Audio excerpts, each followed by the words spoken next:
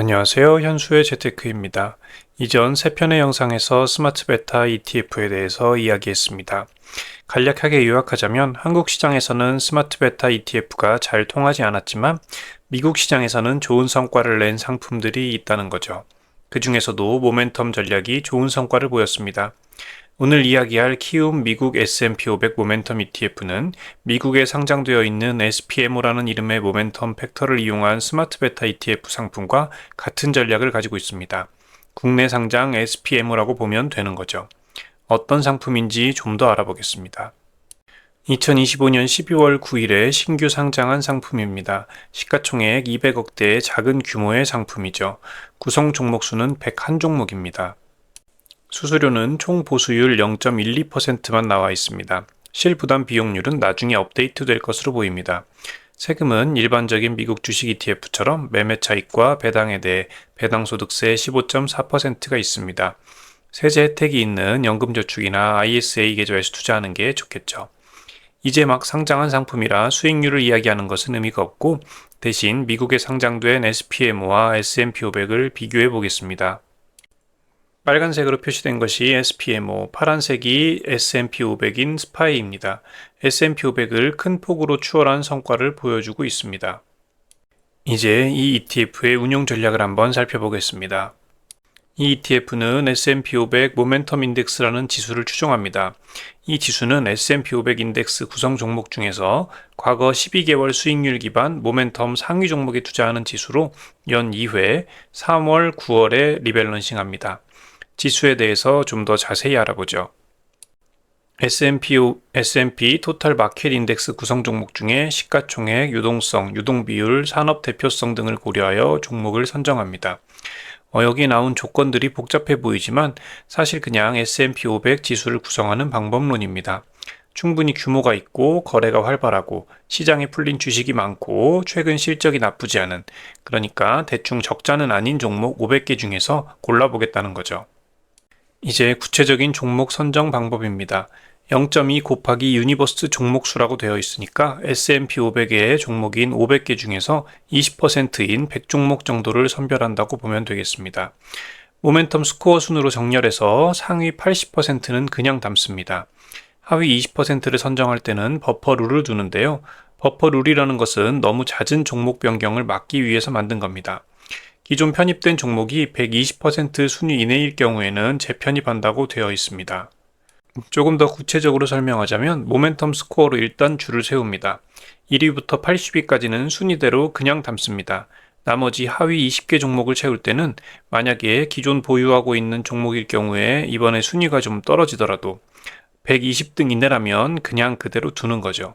이런 버퍼 룰이 없으면 종목이 너무 자주 바뀌면서 거래 비용만 늘어날 수 있으니까 이런 제도를 두는 것 같습니다. 종목별 비중은 모멘텀 스코어와 시가총액을 곱해서 결정합니다. 한 종목에 최대 9%까지만 들어갈 수 있는 것으로 되어 있습니다. 이번에는 모멘텀 스코어를 어떻게 계산하는지 알아보겠습니다. 좀 복잡해 보이지만 간략하게 한번 설명을 드려보면 기본적으로는 최근 1개월을 제외한 과거 12개월 수익률을 사용하게 됩니다. 최근 1개월을 제외하는 이유는 최근 1개월 주가가 급등한 이유라면 단기 차익 실현 매도 등으로 가격이 하락하는 경우가 많기 때문에 모멘텀 신호가 왜곡될 수 있기 때문입니다. 또한 12개월 정도로 장기 모멘텀을 이용하지 않는다면 종목 구성이 급격하게 바뀌면서 거래 비용이 크게 증가할 수 있겠죠. 모멘텀 값을 계산하면 이것을 표준 편차로 나누어 줍니다.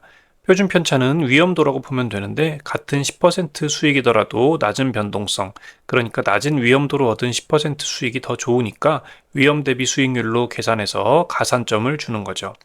이렇게 얻어진 값을 비교하기 위해서 표준화 작업을 거쳐서 최종 모멘텀 스코어를 얻습니다.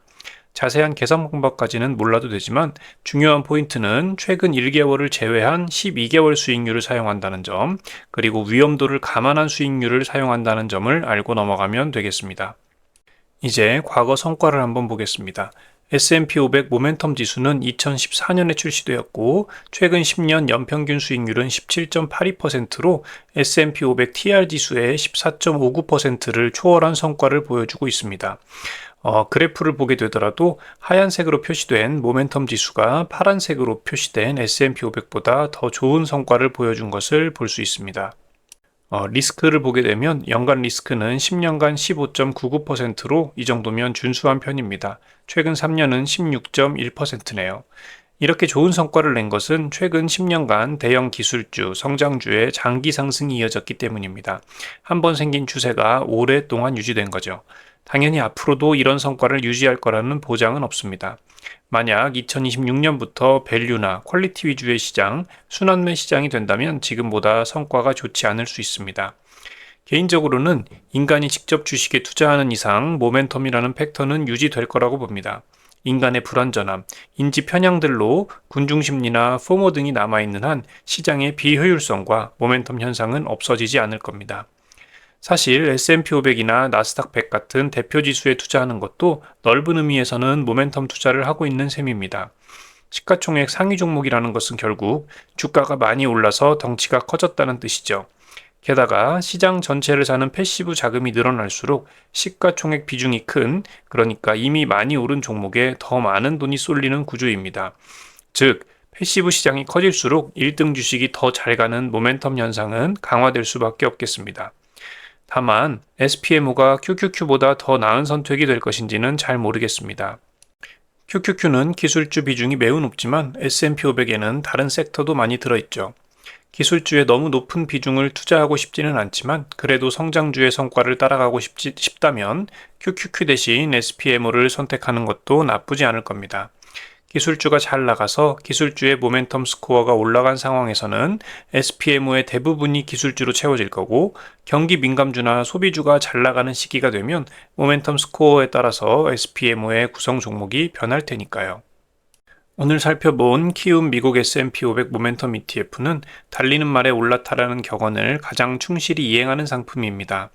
S&P 500 지수만으로는 수익률이 조금 아쉽고, 그렇다고 기술주 중심의 나스닥에 몰빵하자니 기술주 사이클이 끝나면 어떡하지 라는 생각이 드는 투자자에게 SPMO 전략은 훌륭한 대안이 될 수 있습니다. 지금은 기술주가 잘 나가서 기술주 비중이 높지만 나중에 시장의 주도권이 바이오나 금융, 에너지로 넘어가더라도 우리는 고민할 필요가 없습니다. 이 ETF가 알아서 포트폴리오를 가장 핫한 종목들로 리밸런싱 해줄 테니까요. 시장의 주도주를 찾아 매번 공부하고 매매하는 것이 번거롭다면 시장의 파도를 자동으로 갈아타주는 이 상품에 눈여겨보시는 것도 좋겠습니다. 오늘은 여기까지고요. 시청해주셔서 감사합니다. 여러분의 성공적인 투자를 기원합니다.